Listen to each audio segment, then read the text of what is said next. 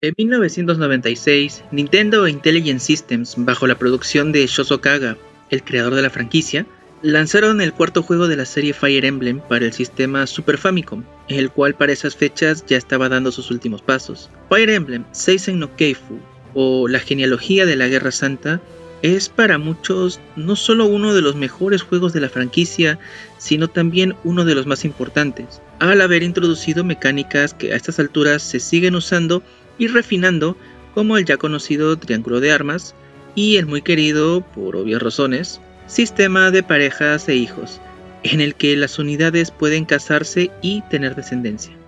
Asimismo, su historia está entre las más queridas, con algunos de los momentos más icónicos de la serie, e incluso siendo alabado por el mismo Masahiro Sakurai, el director de ese juego donde Waluigi nunca jamás va a ser un personaje controlable, así que por favor ya ríndanse. La historia nos narra el drama de Sigurd, quien es un caballero sagrado descendiente del cruzado Baldo, uno de los guerreros que pelearon una terrible guerra contra un dios oscuro hace mucho tiempo, y que solo pudieron vencerlo debido a la intervención de 12 dragones sagrados, los cuales hicieron un pacto con dichos guerreros.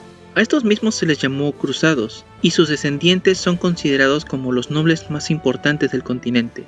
Sigurd, que solo buscaba rescatar a una amiga de la infancia, termina metido en un complot, impulsado por los celos entre los nobles, por el favor del rey, y que pondría a todo el continente en jaque.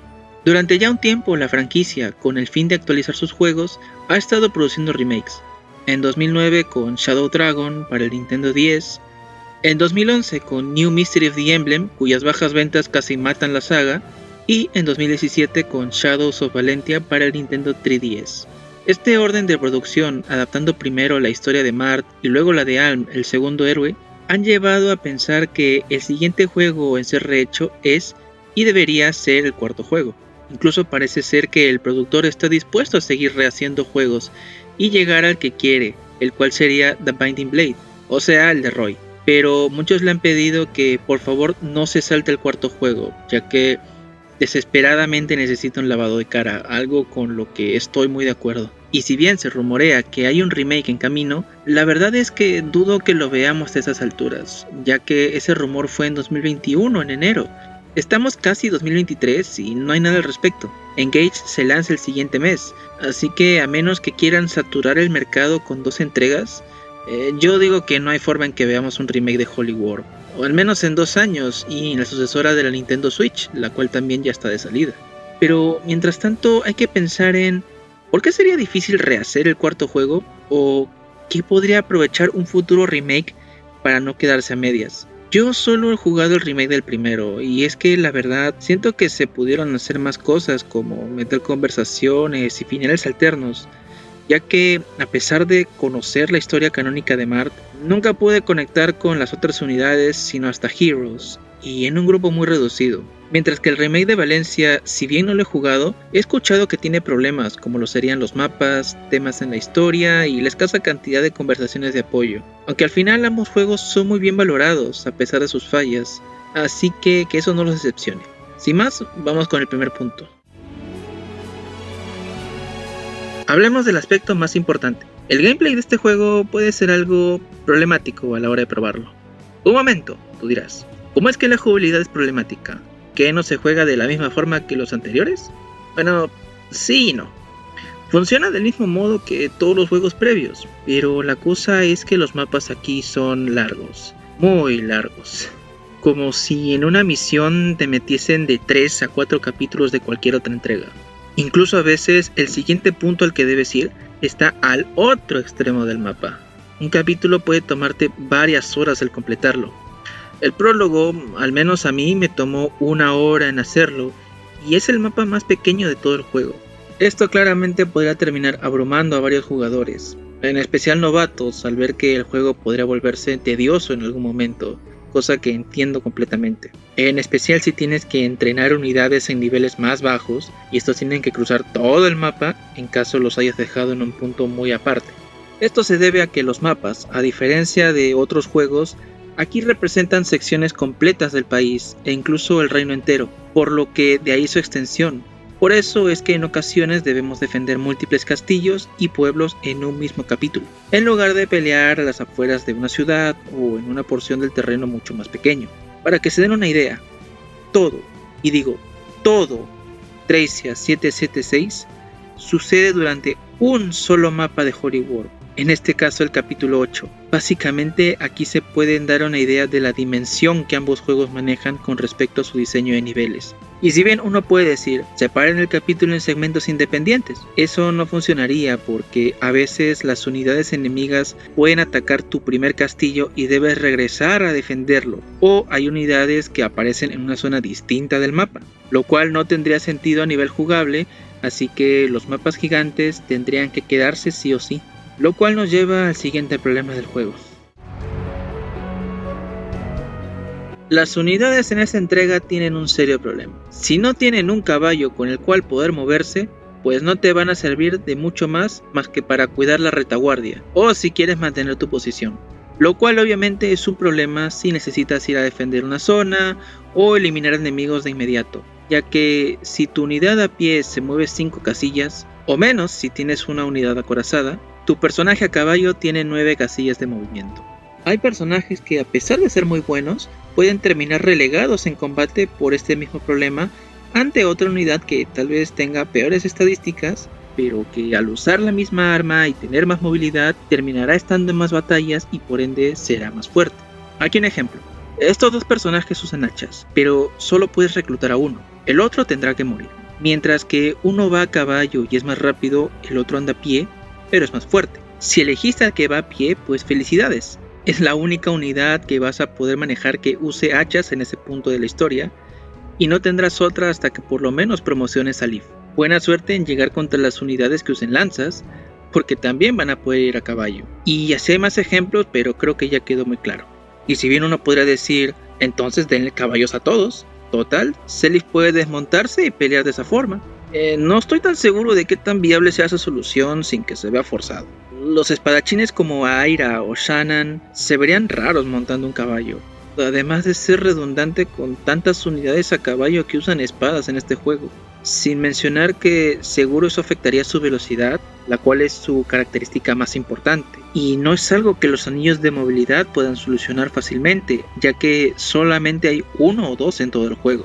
Estos puntos hacen que el juego original se disfrute mejor en emulador, y se los dice alguien que ha probado el juego tanto en emulador como en consola, ya que el sistema de guardados se maneja mejor, mientras que en consola si salvas en un punto ya no puedes regresar o resetear el capítulo.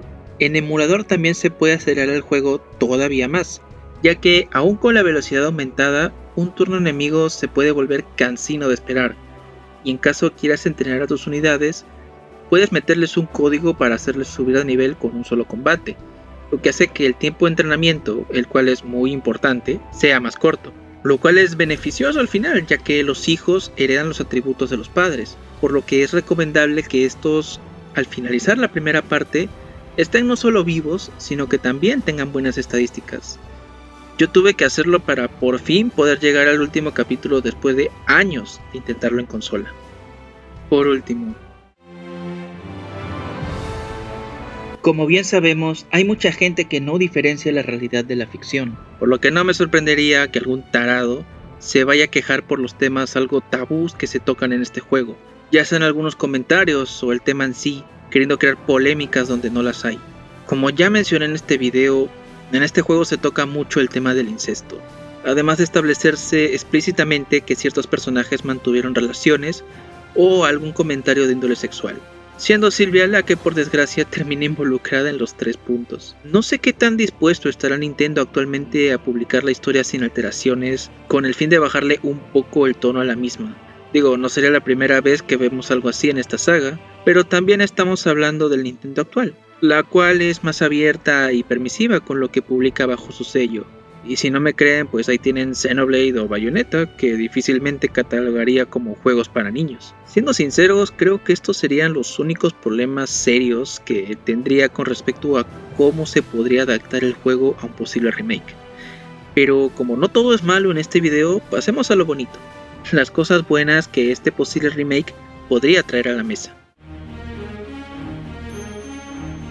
Continuemos donde nos quedamos, la historia. Muchos agradecieron en el remake de Valentia los agregados introducidos en la trama de Alm y Celica. Creo que aquí se puede hacer lo mismo, pero expandiendo lo que ya sabemos o mostrándonos más a detalle lo que vimos en el juego del 96.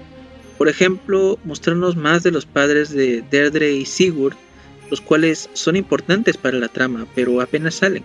Ver un poco más del trasfondo y motivaciones de Arvis, algo que la adaptación a novela del juego relata bien al hablarnos de su madre y el cómo ella sufría, y lo importante que fue esto para el desarrollo del personaje. También se podría establecer mejor la relación entre Sigurd y Deirdre, ya que si bien se establece que es amor a primera vista, sabemos lo que va a pasar, y ver más momentos de la pareja tendría más peso cuando Deirdre pierda la memoria.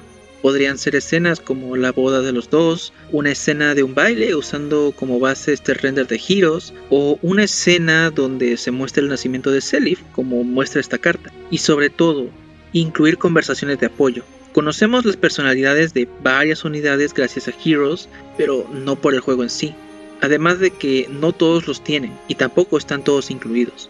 Si bien estas no existen, tal vez por limitaciones técnicas o de tiempo, ahora se pueden incluir y con actuación de voz, e incluso introducir cinemáticas en momentos claves, como lo sería la escena final de la primera parte, similar a lo que hacen Three Houses o Heroes con sus puntos más altos en la historia. Como pasó con Athena en Shadow Dragon o Faye en Valentia, tampoco hay que descartar la idea de personajes y unidades nuevas, tanto para el bando de los buenos como para el de los malos. Aquí no vamos a incluir al avatar porque sinceramente no creo que haga falta. Con respecto a los personajes aliados, podrían servir para que algunos personajes que en el juego original se quedaban sin pareja pudiesen tener descendencia en la segunda parte, aunque por lo general son mujeres las que se agregan a estas entregas y pues considerando que la mayoría del escuadrón es hombre, pues creo que sería la opción más viable, además de que pues eso es lo que vende, ¿no? Por otro lado, la historia nos pone un conflicto donde el líder de ambos bandos quiere un futuro brillante para su patria. Sabemos que Sigurd es querido por varias personas al ser considerado alguien justo, pero también creo que debería haber personajes que consideren a Arvis un gran soberano y que ayude a reforzar el punto de las varias caras del conflicto.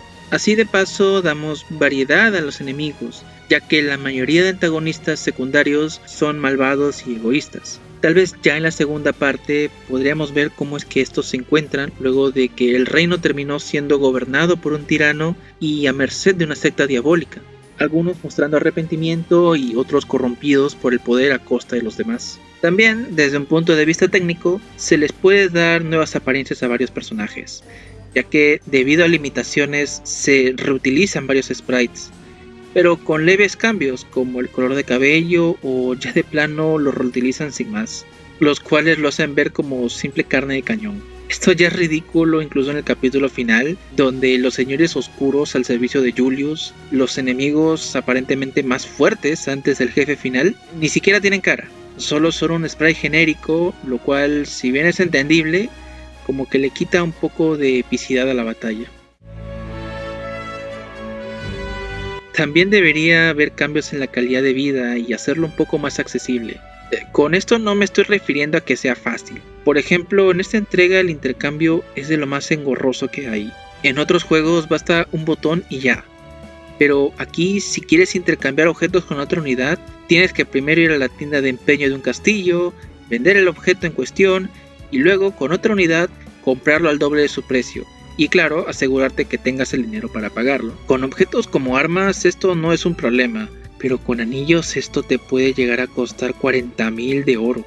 Este método es absurdo y por suerte lo quitaron en el siguiente juego, solo para terminar implementando una de las mecánicas más idiotas en toda la franquicia, como lo serían los puntos de fatiga. Pero eso ya es otro tema.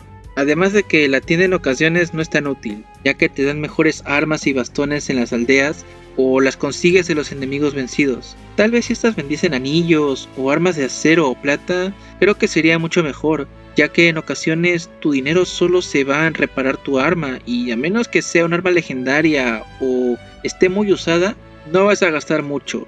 Es más, puede que con una visita al Coliseo recompensas la pérdida, pudiendo ganar hasta 17.500 de oro por capítulo, más los 5.000 de tope que consigas al rescatar una aldea. Y una vez llegas a los 50.000 de oro, pues simplemente dejarás de ganar dinero, haciendo que este termine perdiéndose. Por último, vamos a ser realistas aquí. Yo no creo que Nintendo vaya a vendernos 2 remakes por el precio de uno. Esto lo digo para el que cree que también van a hacer un remake de Thracia 776 y venderlo en un solo paquete. Yo creo que primero se van a enfocar en Holy War y ya después ir por el siguiente en la lista. Así que no se hagan ilusiones con eso. Y yéndonos un poco más adentro, no creo que vayan a recrear la tercera parte del juego. Para el que no lo sepa, pues le comento. En un blog, Kaga había discutido la idea que tenía para que Holy War se lleve a cabo en 3 actos. Luego de la batalla de Valhalla, solo hay 3 personajes muertos confirmados: Sigurd, Quan y Edley. Se sabe por pedazos de la historia y entrevistas que todas las mujeres y muy pocos hombres sobrevivieron a esa batalla. Luego de eso, el paradero de muchos de ellos es desconocido. Lo que iba a suceder en esta tercera parte sería un reencuentro entre padres e hijos, pero por cuestiones de tiempo esto se quedó en el tintero.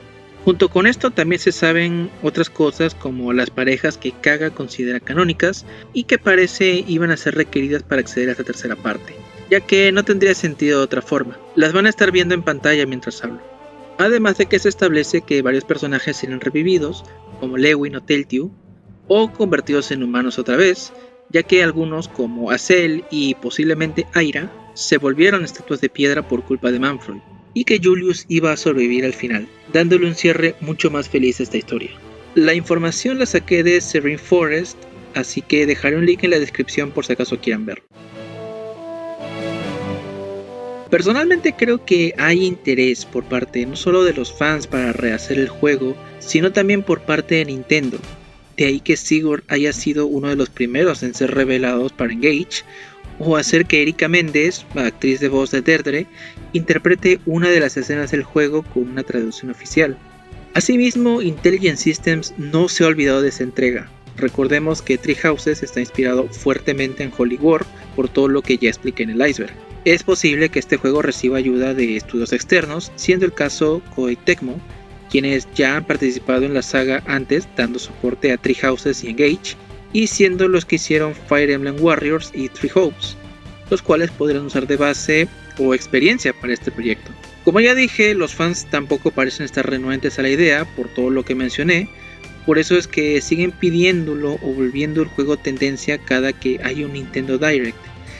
Yo estoy igual porque me gustaría, por ejemplo, escuchar una versión actualizada del OST del juego, en especial como suena en Augustria, que es uno de mis temas favoritos. Por último, una cosa que tengo que avisarles a todos los que quieran jugar este juego por primera vez.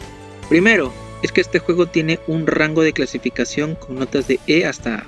Si sacas A en las 4 categorías, te dan un final secreto.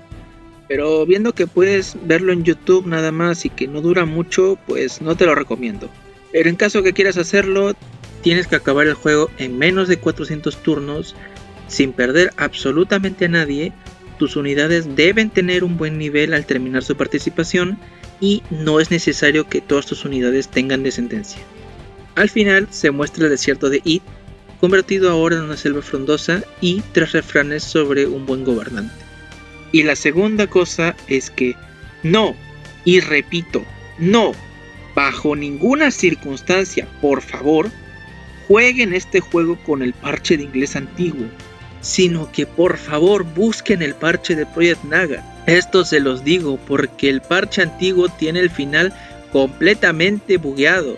No puedes entender lo que los personajes dicen porque todos son caracteres al azar, y lo que es peor, la cinemática final te cuelga el juego, no puedes ver ni tu calificación y al final solamente sientes que perdiste tu tiempo, por lo que es lo mismo que nada. Para que se den una idea de lo que tienen que buscar, el texto tiene que verse de este modo cuando estén jugando el juego. En caso se vea así, descargaron el parche equivocado. Trataré de dejarles el parche en la descripción. De ahí ya saben el proceso, y en caso no sepan cómo parchear el juego, les recomiendo por favor buscarse un tutorial. Y bueno, eso es todo el video. ¿Qué opinan al respecto de un posible remake de esta entrega? ¿Probaste el juego original? ¿Agregarías algo más? Este video lo verán más de 500 personas. Espero todas sus respuestas ahí abajo. Y si quieren que siga hablando de esta serie, pues solo pídamelo. También compartan el video, denle apoyo y por favor comenten que eso es lo necesario para poder seguir a hacer este material. Nos veremos pronto con otro video y sin más me despido. Cuídense.